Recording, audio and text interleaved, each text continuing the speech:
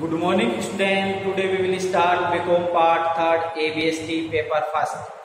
अपना जो टॉपिक है वो वैल्यूएशन ऑफ शेयर्स का है और आज हम न्यूमेरिक क्वेश्चन में क्वेश्चन नंबर 14 करेंगे। Question number 14। यस स्टूडेंट, देखिए जो लास्ट अपनी क्लास थी उसमें हमने क्वेश्चन नंबर 13 किया था, वही प्रोसेस इसमें रहेगा। फर्स्ट हम गुडविल कैलकुलेट करेंगे। गुडविल कैलकुलेट करने के बाद हम वैल्यू पर शेयर बाय नेट एसेट से कैलकुलेट करेंगे, फिर वैल्यू पर शेयर बाय यील्ड मेथड से करेंगे, फिर फेयर वैल्यू पर शेयर करेंगे। इस प्रकार से स्टूडेंट अपने 4 मेन पॉइंट होंगे और सब पॉइंट में आपको सभी को पता है, जैसे valuation of goodwill first point है, उसमें हम सब पॉइंट के रूप में अपन valuation of FMP, average capital employed, normal, super, goodwill, ये सभी मेन पॉइंट है गुडविल की कैलकुलेशन के। इसी प्रकार से नेट एसेट्स में अपन क्या करेंगे, नेट एसेट्स कैलकुलेट करेंगे और वैल्यू पर शेयर कैलकुलेट करेंगे। इसी प्रकार से थर्ड पॉइंट में जो यील्ड वैल्यूएशन मेथड है उसमें हम क्या करेंगे, प्रॉफिट कैलकुलेट करेंगे, उसके बाद रेट कैलकुलेट करेंगे, फिर वैल्यू पर शेयर कैलकुलेट करेंगे और लास्ट में फेयर वैल्यू पर शेयर कैलकुलेट किया जाएगा। यस, अब आप अपने बुक में क्वेश्चन नंबर 14 देखिए। अपने को जानकारी जो दे रखी है बैलेंस शीट में वो अपने पास है। गुडविल दी हुई है, बिल्डिंग है, फर्नीचर है, stock, investment in government security, debenture, book debtors और कैश, ये तो एसेट्स में है। और लाइबिलिटी साइड में हम देखें तो उसमें शेयर कैपिटल दिया हुआ है, रिजर्व फंड दे रखे हैं, प्रोविजन वर्कमैन प्रोविडेंट फंड दिया हुआ है, इन्वेस्टमेंट फैक्चुअल फंड दिया हुआ है, क्रेडिट्स दिए हैं, प्रोविजन फॉर टैक्स दिया हुआ है। ये सभी अपने पास गिवन है। अपने को फेयर वैल्यू पर शेयर कैलकुलेट करना है और इसमें जो यील्ड मेथड है उसमें अपने को एक्चुअल रेट ऑफ रिटर्न से ही कैलकुलेट करना है। एक्चुअल रेट ऑफ रिटर्न से ही कैलकुलेट अपने को करके बताना है। तो फर्स्ट अपन कैलकुलेट कर रहे हैं first point, calculation of goodwill. इसमें फर्स्ट पॉइंट अपन जो कैलकुलेट करते हैं वो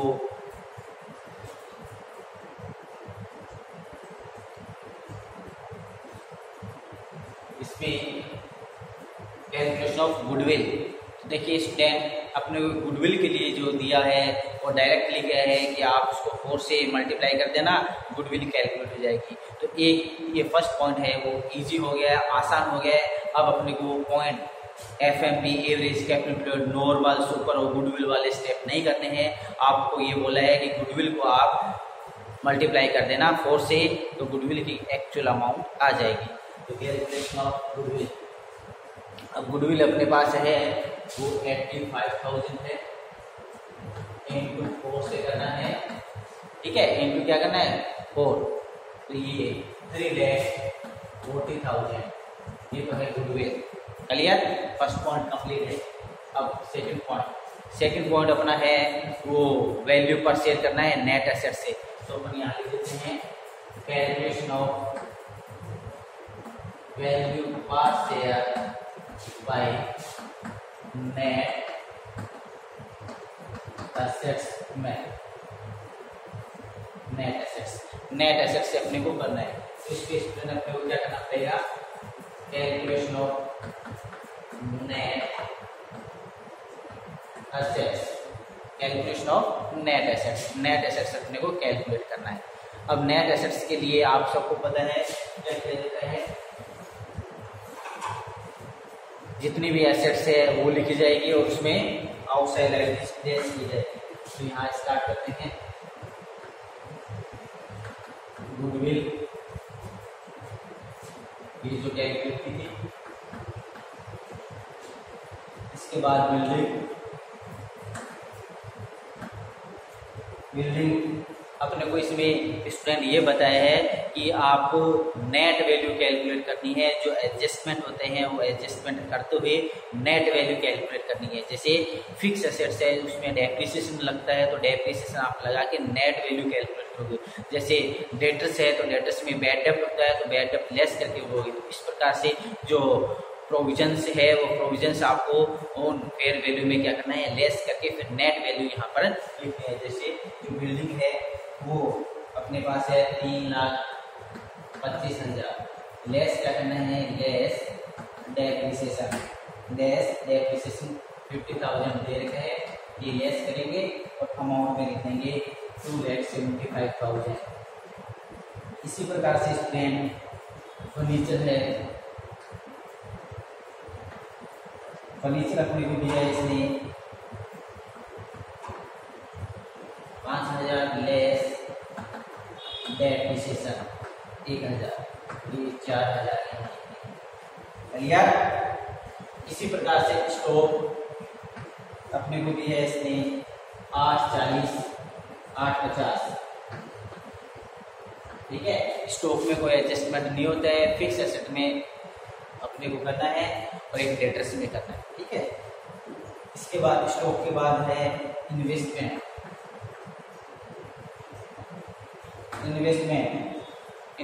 इन गवर्नमेंट, ये अपने को इसने दिया है 3,20,000, ये लिखते हैं 3,20,000, ये अपने को इन्वेस्टमेंट दिया हुआ है। इसके बाद स्टूडेंट जो अपने को लिखना है वो लिखना है डेटर्स, तो डेटर्स अंदर की साइड में लिखेंगे 3,25, डेटर्स है वो अंदर की साइड में अपन लिखेंगे 3,35,000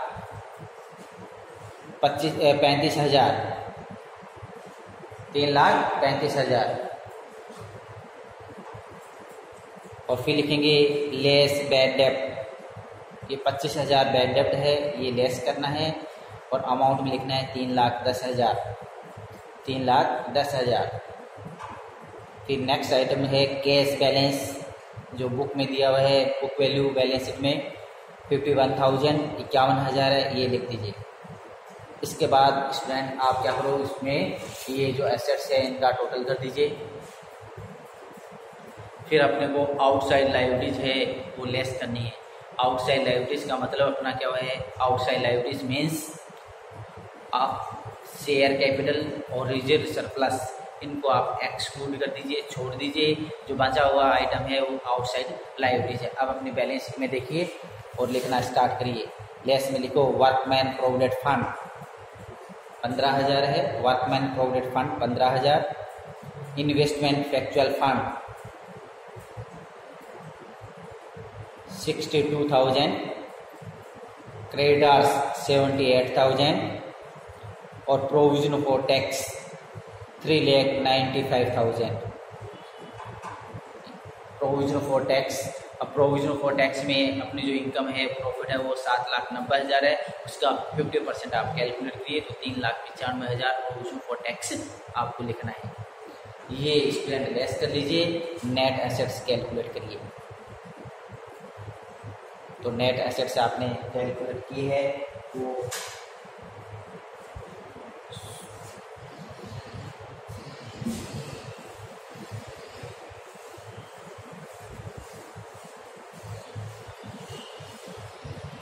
अब करना है पॉइंट नंबर सेकंड, वैल्यू पर share equal net asset divide में number of equity shares, net asset divide में नंबर ऑफ इक्विटी शेयर। तो नेट एसेट्स स्टूडेंट अभी कैलकुलेट किया हमने, डिवाइड में नंबर ऑफ इक्विटी शेयर अपने को इसमें दिया हुआ है। नंबर ऑफ इक्विटी शेयर है 75,000, ये नीचे 75,000, ठीक है 75,000, ये करके 21.33 ये अपनी वैल्यू पर शेयर आई है। किसके अकॉर्डिंग, नेट एसेट्स मेथड के अकॉर्डिंग। यस, नोट कर लीजिए, फिर आगे स्टार्ट करते हैं।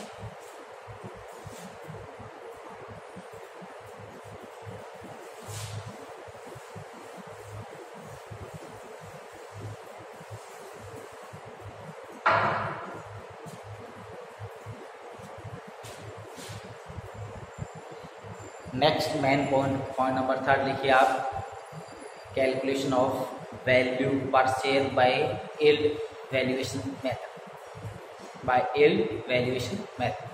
ब्रैकेट में लिख दीजिए actual rate of return, basis, actual rate of return basis, actual rate of return basis. तो ये आपने काम किया है। अब हम स्टार्ट करते हैं कि एक्चुअल रेट ऑफ रिटर्न में अपनी जो प्राइमरी कैलकुलेशन क्या है वो देखते हैं। तो प्राइमरी कैलकुलेशन स्टूडेंट इसमें क्या होती है, अपने को प्रॉफिट अर्निंग कैलकुलेट करना है और कैपिटल एम्प्लॉयड कैलकुलेट करना है। ये दो पॉइंट अपने को कैलकुलेट करने हैं। उसके बाद फॉर्मूले रेट का, एक्चुअल रेट की कितनी है वो कैलकुलेट करेंगे, फिर वैल्यू पर शेयर की कैलकुलेशन की जाएगी। यस, अब आप लिखना स्टार्ट करिए। देखिए थर्ड में फर्स्ट पॉइंट, जो थर्ड है उसका first point calculation of net assets, calculation of net assets. अब आप कहोगे सर नेट एसेट्स तो हमने जो नेट एसेट कैलकुलेट की है वही है, बिल्कुल वही है। अब यहाँ पर उसका नाम है, आप लिखोगे कैलकुलेशन ऑफ नेट एसेट्स में ब्रैकेट में लिख दीजिए net capital employed, net capital employed, क्योंकि इसमें कैपिटल एम्प्लॉयड की रिक्वायरमेंट रहेगी स्टूडेंट। ठीक है, नेट एसेट्स को यहाँ कैपिटल एम्प्लॉयड में यूज किया जाएगा। अब आप कहोगे कि सर नेट एसेट्स और कैपिटल एम्प्लॉयड में क्या अंतर रहेगा। तो नेट एसेट्स और कैपिटल एम्प्लॉयड में ये थर्ड मेथड में अंतर ये रहता है कि इसमें इन्वेस्टमेंट को इंक्लूड नहीं किया जाता है। वो ट्रेड हो नॉन ट्रेड हो, दोनों ही केस में इन्वेस्टमेंट को हम इंक्लूड नहीं करेंगे, एक्सक्लूड करेंगे। अंतर इतना ही है। ठीक है, वैल्यूएशन ऑफ शेयर्स में सेकंड मेथड में एक्चुअल रेट ऑफ रिटर्न में इन्वेस्टमेंट शामिल नहीं किया जाता है। तो अपनी ये यूनिट नंबर सेकंड है स्टूडेंट, इसमें ही विशेषकर अपने को इन्वेस्टमेंट की बात ध्यान रखनी है।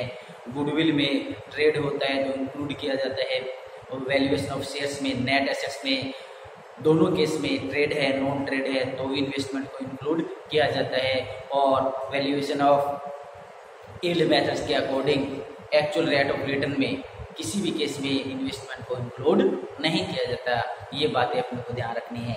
अब आप स्टार्ट करिए, लिखो calculation of net capital employed, calculation of net capital employed. Amount का एक कॉलम बना के स्टार्ट करिए। लिखो गुडविल, जो ऊपर लिखा हो ना वैसे एज इट इज लिखना है, जो चेंजेस है वो मैं अपने आप बताऊंगा।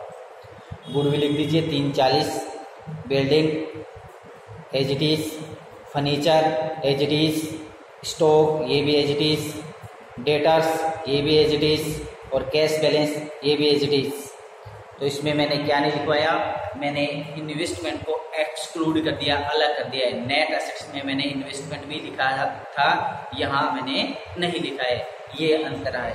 लेस में लिखिए student creditors 78,000 as it is है। ये भी प्रोविजन फॉर टैक्स में चेंजेस करना पड़ेगा। यस, लिखिए प्रोविजन फॉर टैक्स,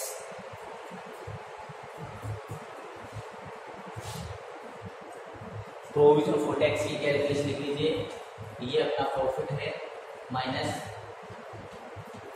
माइनस में अपने को क्या करना है, ये 13,000 लेस करने हैं और फिर 50%।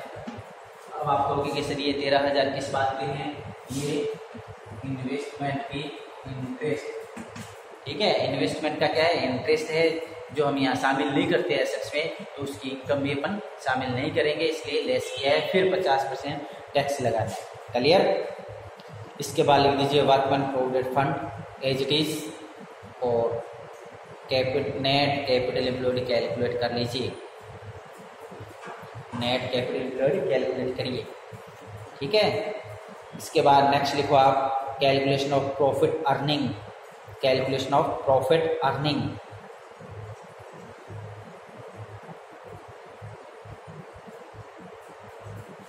Calculation of profit earning,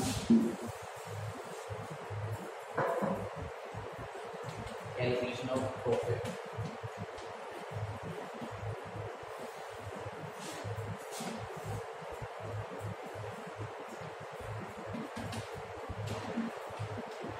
profit given less interest on investment, less करते हैं इंटरेस्ट ऑन इन्वेस्टमेंट को आपको लेस करना है, तो ये आएंगे 7। ठीक है, ये अपने को लेस करना होता है, फिर टैक्स लगाना है। यस इनकम टैक्स इसका 50%, ये जो अमाउंट है इसका 50% देंगे 3,88,500 तो बैलेंस बचा है 3,88,500। ठीक है, टैक्स लगाने के बाद, ये करने के बाद जो है इसको आप लिखोगे अर्निंग प्रॉफिट। क्या है ये? Earning profit. इसके बाद स्टूडेंट अपने को क्या करने हैं? फॉर्मूले अप्लाई करने हैं। देखिए, actual rate of return equal earning profit divide में net capital employed, earning profit divide में नेट कैपिटल एम्प्लॉयड इनटू 100। तो ये दोनों हमने कैलकुलेट कर लिए हैं। वैल्यू पुट करिए और रेट कैलकुलेट करिए। रेट आपकी आएगी 28.81%। नेक्स्ट फॉर्मूला लिखिए, वैल्यू पर share equal actual rate of return, value पर share equal actual rate of return divide में NRR into paid up value पर शेयर। तो रेट अभी काउंट किए, वैल्यू पुट करिए। NRR है 20% into 100, sorry paid up value है 10 इंटू में 10। तो इस प्रकार से वैल्यू पर शेयर 14.41 कैलकुलेट की है। ठीक है, अब इसकी फेयर वैल्यू पर शेयर कैलकुलेट कर देना, दोनों का एवरेज कर देना। क्लियर? तो ये तो क्वेश्चन अपने कंप्लीट हो चुके हैं। नेक्स्ट क्वेश्चन अपन स्टार्ट करेंगे नेक्स्ट क्लास में। थैंक्स।